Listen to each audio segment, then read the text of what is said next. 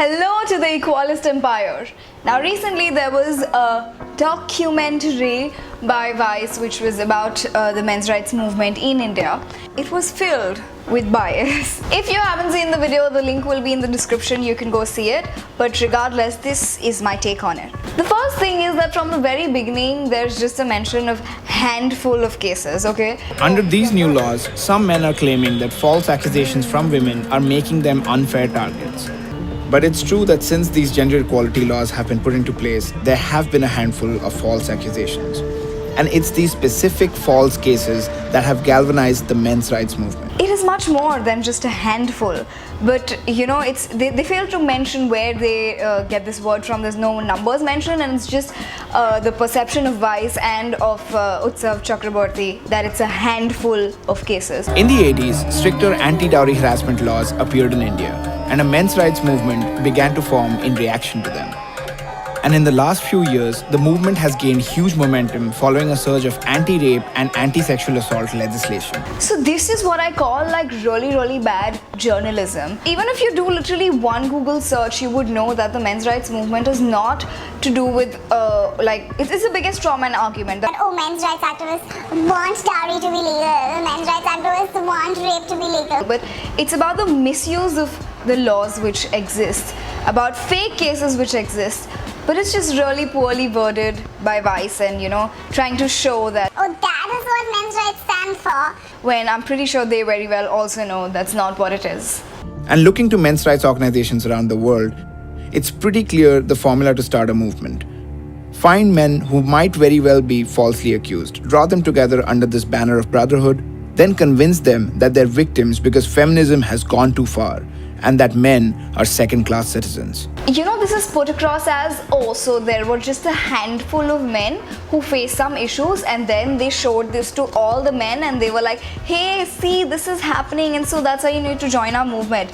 That's not true. If you go to any men's rights meeting which is there, or you speak to a lot of different MRAs, you will understand that most MRAs, most people who are in the men's rights movement, in India especially, they're not people who just know about this and that's why they are MRAs.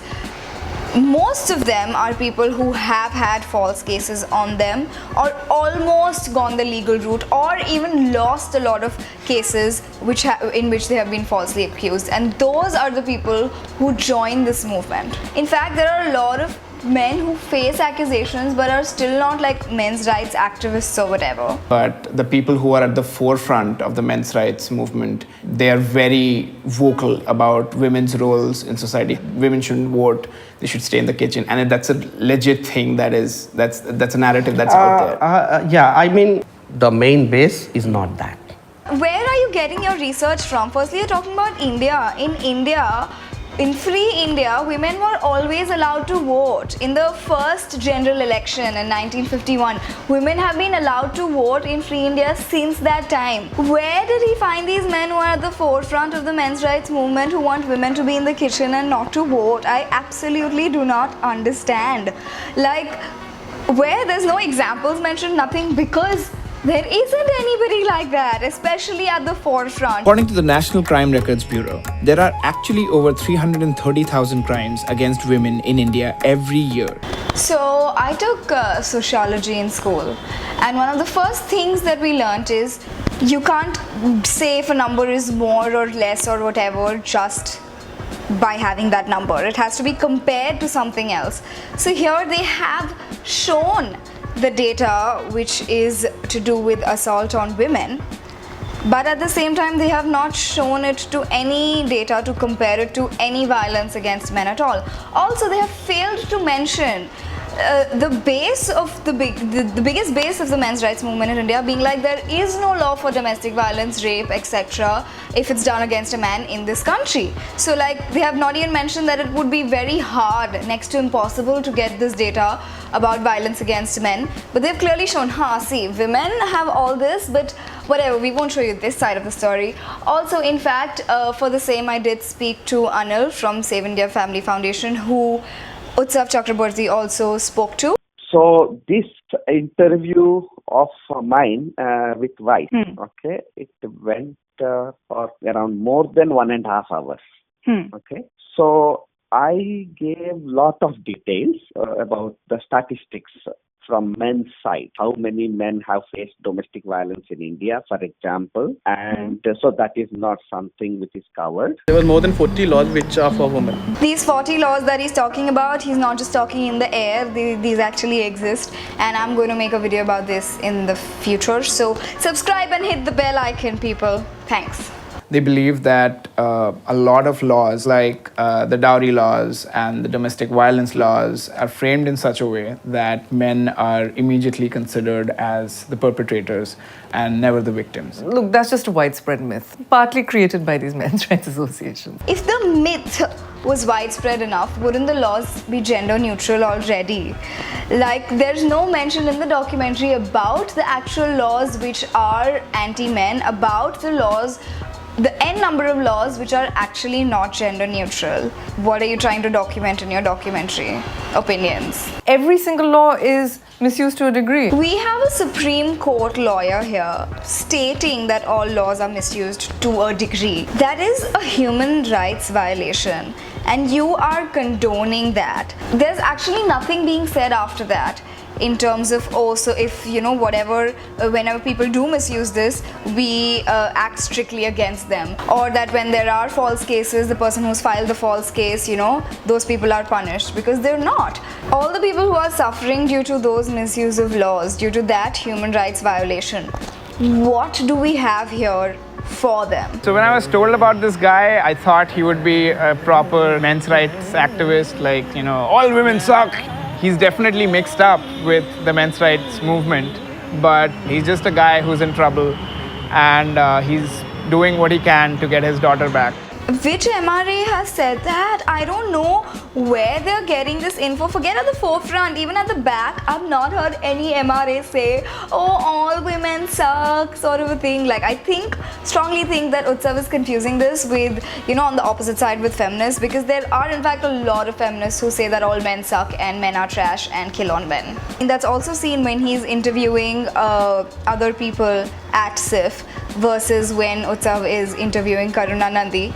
He is like blindly believing her. There's no, you can't see it in his expression, in his tone, that, oh my god, I don't know what she's saying. But when he's speaking to the rest of them, he's just like, Okay. His chances are good, since the conviction rates for any of these crimes is extremely low. it is mentioned in this documentary that the conviction rates for these crimes is very low, 12%. So isn't that in itself showing the huge amount of false cases that does exist? Like, doesn't mean that the rest of them are all false cases, but still, when for 498A especially, it's the lowest conviction rate, there has to be some background story, a big background story of false cases over there. But like, Vice doesn't care about that part of it. But I also see the threat that SIFF and the men's rights movement here poses to the progress of much needed women's rights. Please, I beg of you to tell me what rights in this country do men have that women do not. Earlier this year, they successfully campaigned against a law that would finally outlaw marital rape in India. Is marital rape bad? Obviously, it's pathetic.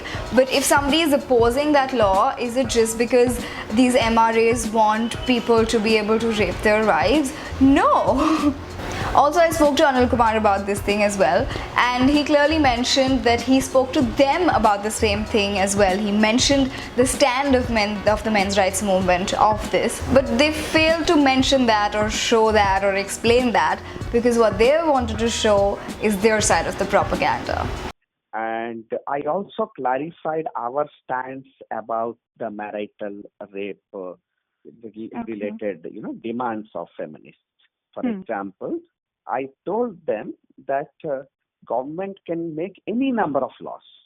Okay, they can make. There are 40 laws already, say, in favor of women.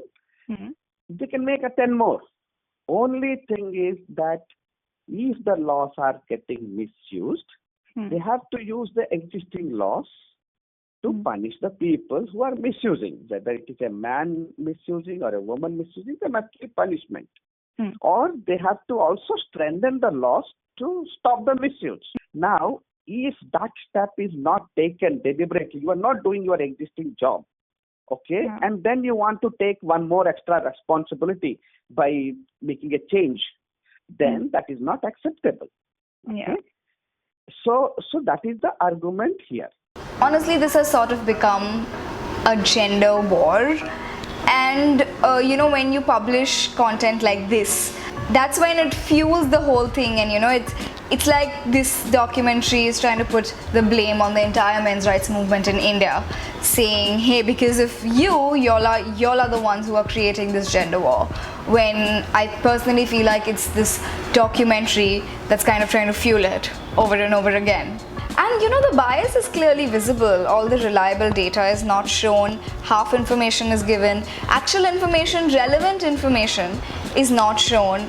I mean, if somebody wants to point out the difference in opinion in terms of the men's rights movement, go ahead and do that, but don't try to spread like fake news per se. If I missed out on any points or anything which you think are important, definitely comment them down below, and if you have any great reference links, you can comment that down below as well. Also, do subscribe and hit the bell icon so you are notified every time I upload a video. Follow me on my Facebook page because I am pretty active there as well, but more of my video content is now going to be on YouTube.